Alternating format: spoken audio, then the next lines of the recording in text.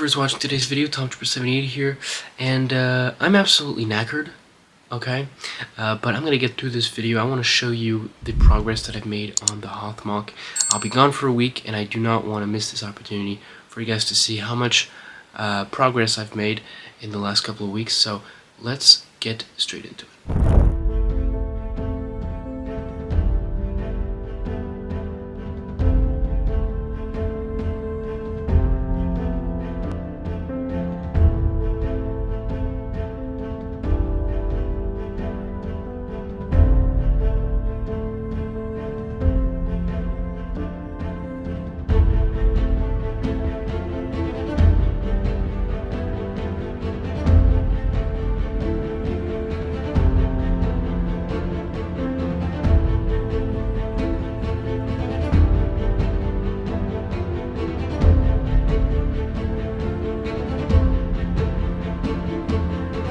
Alright, so today's format is a little bit improvised. I'm just going to be shooting this in one take.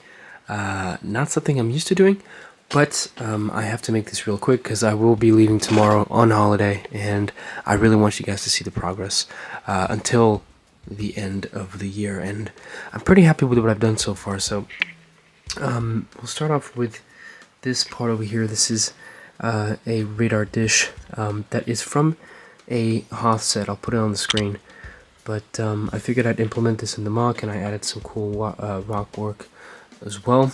There's also a control panel over here that you'll notice. So I really like this section of the trench. This is really where it all starts out. Here's a closer look right here, giving you a bit of a perspective on how deep the trench really is. It's not exactly the deepest trench. I'm just going to give you an example here with a figure. But I think it is deep enough, and I can still work on the depth here. There still is some work to do, and I still have a lot of white slopes at my disposal. Yeah, it is quite a mess over here, but we're making it work. Here's a closer perspective at the slope work. So this really, these slopes I use to really emphasize the digging of the trench. I mixed in some dark bluish gray and white pieces in there because I don't have an infinite amount of white slopes and white pieces in general, so I'm going to be mixing it all up. That's why you'll be noticing some dark bluish gray rock pieces. Those will be implemented in the final MOC, but yeah, we'll get to the base in another episode. But right now we're really focusing on the battlefield. This turret is from another set. I think it's very cool looking, and it really blends in well with the rest of the trench. You'll notice that there is a very little amount of rebel soldiers inside of the trench. That is completely normal. The rest is coming. One of the big steps in getting more rebel HOTH soldiers into the MOC was to remove some of the decals from my World War II soldiers and turn them into HOTH soldiers and officers. And that turned out pretty well. I actually managed to make some cool looking soldiers such as these guys. These are like heavy armor soldiers. And then we have the more classic kind. So I think in terms of numbers, we're looking really good. So again, there you have it. Here's a closer look at what life looks like inside of the trenches.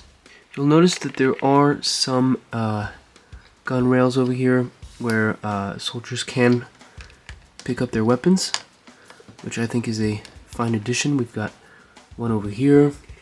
We've got one at the start of the trench over here. So all sorts of cool little tools and features. So that's really been most of the work so far. It has been challenging for me because this is the first time that I've ever made a trench in Lego. I really wanted to get the slope design to look as good as possible, and I think I just found what I was looking for. So there you have it, boys and girls. Our trenches are starting to look like something. In other news, I built I suppose you could call this a Midi-scale snowspeeder. I drew out this piece which actually looks pretty sweet, I'm not gonna lie to you.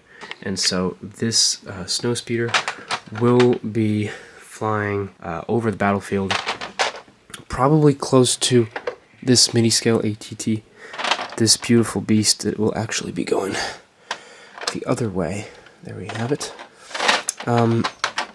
If you guys want to know how I built this and where I got this from, you can check out my review of the Midi-scale ATT by Lego Provo Bricks. A link can be found right here on top of the screen. You can click it and get to know more about this bad boy right here. In other news, if we turn towards the base, so this is where the base will be located, I'll be starting out with the rock work and trying to get a good sense of the scale of the base, but I think before I do so, I might want to get some details straight in regards to the indoor details. So I found these pieces that might be interesting to include in the MOC, and I'm also trying to figure out if I'm going to add this snowspeeder. Looks very cool. It does take in a lot of space, so I'm trying to figure out if I'm going to park it here or there or there. I'm still trying to figure that out, but yeah, that'll be a step for another time. And you'll notice that there are also some pieces from the HOTH battle set, number something something something, it's on the screen. But who knows, I might implement some of the pieces from that set into the MOC. I always like including some of the original LEGO sets in my MOCs. So there you have it, ladies and gentlemen. That's going to have to wrap it up for the second episode of building my HOTH Rebel base MOC. I hope you guys enjoyed it. I know it was a little bit of a messy one, but again, I really wanted to get this video out before the end of the year, and I'm just too happy with how well it's going right now. So I hope you guys enjoyed this episode. Make sure to check out my latest video here, and I'll be back for more next year. Happy New Year to everybody, and stay safe out there. Peace out.